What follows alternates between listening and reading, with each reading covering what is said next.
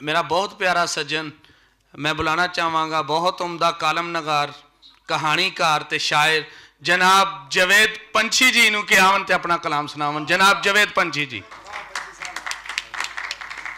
साडे खीसे विच फोटो तेरी वेख के वैरियां नूं अग लग गई।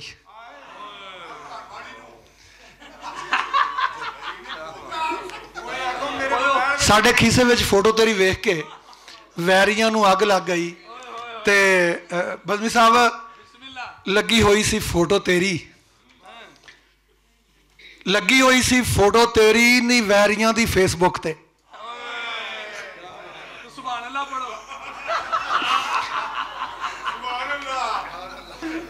मैं पंजाब दा पुत्र हाँ ते मेरी जात पंजाबी।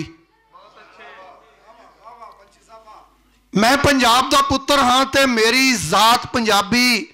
मेरा खाना पीना सौना दिन ते रात पंजाबी।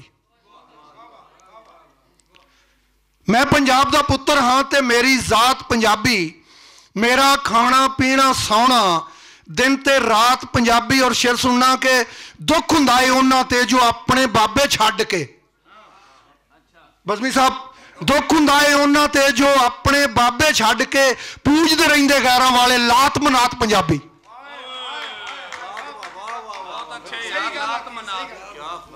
दुख हुंदा है उन्हां ते जो अपने बाबे छड्ड के पूजदे रहिंदे गैरां वाले लात मनात पंजाबी।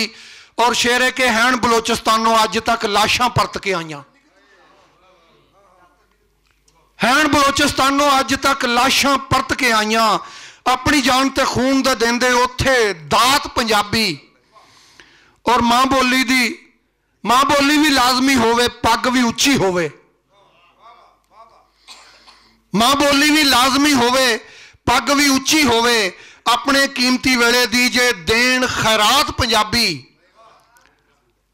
और गजल का मकता है कि फिर ना भुलदे कदे भी अपनी मां बोली नूं पंछी। फिर ना भुलदे कदे भी अपनी मां बोली नूं पंछी। जेकर अपने वड्डियां वल्ले पांदे झात पंजाबी। और एक नज़म पंजाब, गल पंजाब दी है, पंजाबी दी है। ते नज़म का नाम है पंजाब। बस तुसां सिर्फ ये वेखना है कि शायर ने पंजाब नूं किवें वेखिया। तू मिट्टी पंज दरियावां दी, तेरे विच खलूस दी चस, किवें तेरा हुसन उलीकदियां तू आपे आके दस। तू मिट्टी पंज दरियावां दी, तेरे विच खलूस दी चस, किवें तेरा हुसन उलीकदियां तू आपे आके दस। तेरी लिखां की तारीफ मैं, तेरा जग तो ढंग नवेकला, तू नड्डी ऐसी खूबरू तेरा हर एक अंग नवेकला। तेरा रूप स्वरूप अनोखड़ा नहीं तेरे जिहा कोई होर। तेरा रूप स्वरूप अनोखड़ा नहीं तेरे जिहा कोई होर। पै पैलां पाउणियां सिखदे आ तेरे कोलों मोर। और तू बैत है पीर फरीद दा, तू बैत है पीर फरीद दा। ते रुबाई जी उमर खयाम, तेरी अख कातल इस तरह जो ते कोई बेनियाम। तू शाह हुसैन दी हाक ते, तू शाह हुसैन दी हाक ते जो नानक दा शलोक। तू अणख है दुल्ले यार दी पे आखण सारे लोग। तू शाह हुसैन दी हाक ते जो नानक दा शलोक। तू अणख है दुल्ले यार दी पे आखण सारे लोग। ते तू कावी बुल्ले शाह दी, तू चरखे दी कूक जो बागां दे विच कूक दी, तू उस कोयल दी कूक। और तेरी आस शहजादा बल्ख दा, तेरी आस शहजादा बल्ख दा जो आ बैठा गुजरात। तेरा जोबन ऐन तरंग ते प्या देवे सब नूं मात। तेरा हुसन है लोड़ चनाब दा ते मालकी सारा झंग। तेरी महक तो बेला महकदा तू आप रांझे दी मंग। तेरी महक तो बेला महकदा तू आप रांझे दी मंग। तेरी हरनी वर्गी वेखणी देवे सब दे सीने चीर। तू अल्लड़ सांदल बार दी अते वारस शाह दी हीर। तू अल्लड़ सांदल बार दी अते वारस शाह दी हीर। तेरी एक झलक जिस वेख लई ओ हो जाए मस्त फकीर। मैं अजलों तेनू चावना तू मेरी तकदीर।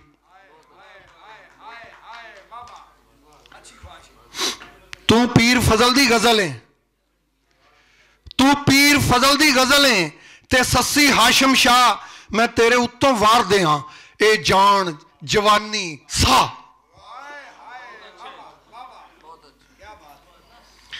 तू पीर फजल दी गजल है ते सस्सी हाशम शाह मैं तेरे उत्तों वार दे हाँ ए जान जवानी सा। तू आपू रुत बहार दी ते ज्यों झरने दा गीत तेरे हासे खिड़दे इस तरह जो खिसरू दा संगीत। और तेरा सूरज वर्गा मुखड़ा ये अखां दे चुंदिया तेरी जुल्फ दा साया जापदा ज्यों सौन दी मस्त कटा वो कदमी तेरे झुकदा जिन्नू वेखे एक निगाह तू तान सैन दी रागनी देवें पानी विच अग ला अग ला। और तेरे मुंह चो फुल जो झड़ दे वो देंदे सीना ठार तेरी नरम सुरीली बोलनी ज्यों छिड़दा है मल्हार। तेरी नरम सुरीली बोलनी ज्यों छिड़दा है मल्हार। और तेरी अणख उचेरी जग तो अते तरिंजणा दी तू शान तेरा हुसन गुलाबा माणिया ते तू कलियां दी जान। और तू पंज पीरां दी चेलड़ी तेरे सिर ते सब दा हथ ये 360 सहेलियां ते नाल बहारां सत्थ तेरा हीरे वर्गा जोबना ते तू पंछी दा ख्वाब।